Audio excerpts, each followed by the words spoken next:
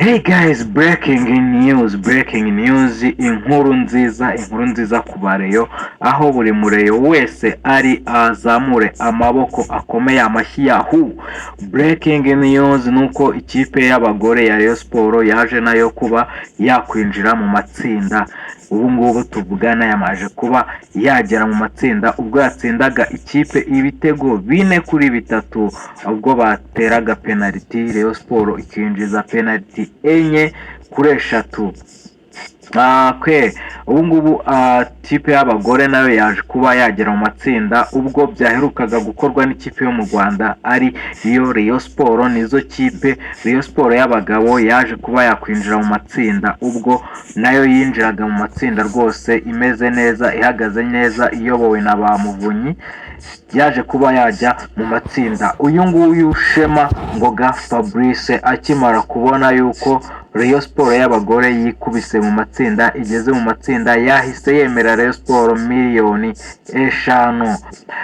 Yahise yemera Rayon Sport y'abagore miliyoni 5. Aya mafaranga uyu mugabo niwe watorewe kuba yayobora Ferwafa. Ubu ngubu niwe uyoboye Ferwafa rwose. Ni umugabo w'imfura cyane kuko ni umugabo urabona ko komite ye nabo barimo kuyoborana muri Ferwafa, barimo barakora kandi barimo barashyiramo akabaraga, aho ubona ko barimo batera n'inkunga na buri kipe yose yaba yazamuye ibendera ry'u Rwanda. Niwe wa mbere ubikoze, nta wundi muntu wigeze afata ikipe wenda yageze mu matsinda akavuga ati nanjye ndishimye, idarapo ry'igihugu rirazamutse, reka nanjye mbakubiteho akandi gafaranga, mbakubita agafaranga rwose bagende barye banywe. Iyi ngiyi niyo timu y'abagore ya Rayon Sport yaje kuba igera mu matsinda, aho yegukanaga amafaranga 2,500 by'idolari rwose. Ubu ngubu ayo ngayo 2,500 by'idolari ni amafaranga agera hafi muri miliyoni n'ijana, muri 200 na miliyoni 200 na cyangwa se 100 na. Ubu ngubu aya mafaranga agiye kuba yaza muri Rayon Sport abe yakemura utubazo dukeya ikipe yari ifite. Ikipe y'abagore ibe yahembwa, ibe yabona ku mishahara, ibe yanaha amafaranga abasaza babo, nayo abe arimo bayakoresha, bagenda bayakoresha gake. Rayon Sport, congratulation team y'abagore, mwakoze kuzamura ibendera ry'u Rwanda. Umuriro wo koterwa kure cyane ku makimbirane yari amaze iminsi ari muri Rayon Sport y'abagabo hagati ya ba Muvunyi n'aba Twagirayezu Tade, noneho ubu ngubu nibwo hagiye kuba hagaragara umuriro.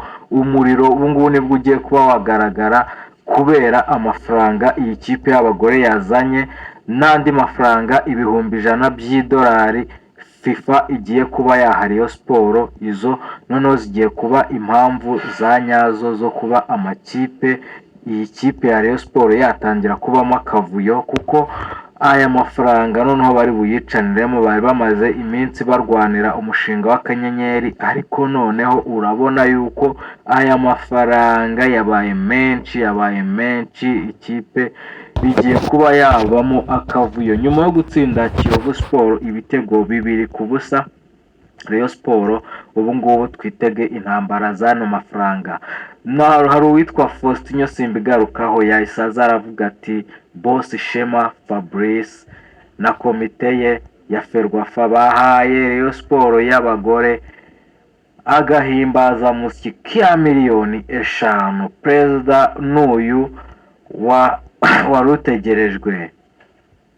Perezida n'uyu nguyu warutegerejwe. Uyu nguyu ni Faustin Simbigarukaho, muramuzi, nawe ni umwe mu bashyushyarugamba ba Rayon Sport. Ariko hahise haza uwitwa Wasiri yahise azanaho akantu, niba ari ihene, niba ari imbogo, niba ari indogobe, niba ari isha, niba ari imfizi, niba ari ikinyogote, azahita ashyiraho hano ikinyogote rwose kimaje gusaza cyakutse amenyo rwose. Wasiri ahita hagaruka uwitwa Faustin nawe araza ahita ashyiraho intare imeze ukuntu. Ahangaha icyo bashaka gutanga ni ubutumwa bashaka gutanga kuri Nyamukandagira mu kibuga ikarasa imitutu.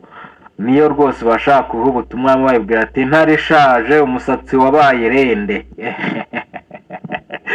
aha ngaha rwose aba bahungu bo muri reyo bazahitana umuntu ngo intare ishaje umusatsi wabaye irende.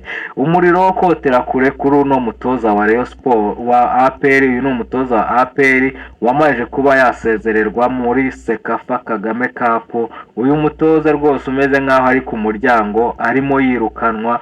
Biragaragara ko uno mutoza uburyo apangamo ikipe ntabwo ari bwo abayobozi ba APR n'abafana ba APR bifuza. Biragaragara ko uyu Fitina Ombolenga nawe rwose arimo gutaba ikipe mu nama, kuko ibyo arimo gukora nubwo bavugaga ngo muri Rayon Sport ngo yarariye, ngo yaratamiye, ngo abantu bumvaga ngo brushette ihumura, wapi ashobora rwose kuba ari intege nkeya nawe ageze mu za bukuru.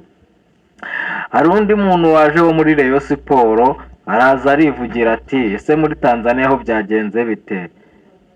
Doke uyu nguyu nawe yitwa Antoine yaje aravuga ngo Sekafa ni pre-season. Ibi ngibi nibyo wa mutoza wa APR yararimo avuga, arimo yivugisha ngo Sekafa ni pre-season. Nta pre-season ibaho mu Rwanda wa mutoza we. Mu Rwanda muri mukino wose amakipe awufata nk'umukino wa finale.